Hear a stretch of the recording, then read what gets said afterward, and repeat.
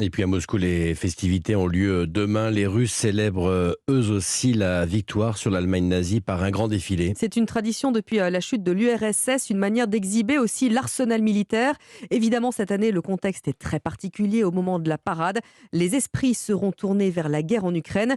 Thibaut Hu, les préparatifs durent depuis des jours à Moscou. Oui, les chars, les tanks traversent les rues de la capitale, des soldats foulent la place rouge et les avions de guerre survolent régulièrement Moscou. Des répétitions pointilleuses mais qui semblent ressembler en tout point à celles des années précédentes. C'est ce que raconte Franck Ferrari. Ce Français regarde les préparatifs depuis sa fenêtre. Là, c'est vraiment le matériel classique, je dirais, qui défile habituellement, quoi.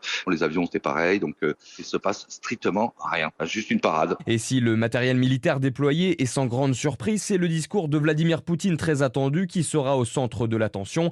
Et selon le spécialiste de la Russie, Frédéric Ancel, le dirigeant devrait rester ferme et concentré sur la suite de son offensive en Ukraine. Moi, je pense qu'on doit s'attendre à un simple discours d'étape. Dans le cadre d'une guerre qu'il compte continuer, il peut annoncer des choses, mais certainement pas la victoire, le retrait des troupes et un cessez-le-feu. Une partie de l'opinion lui dirait, mais donc tout ça pour ça. Peut-être qu'on va monter dans l'échelle des opérations ou de la puissance, mais je pense qu'on ne changera pas de nature de la guerre. Un tour de force qui se tiendra demain sur la place rouge à Moscou et des commémorations plus modestes seront organisées dans une dizaine de villes en Russie. Le récit de Thibaut Hu pour Europe 1.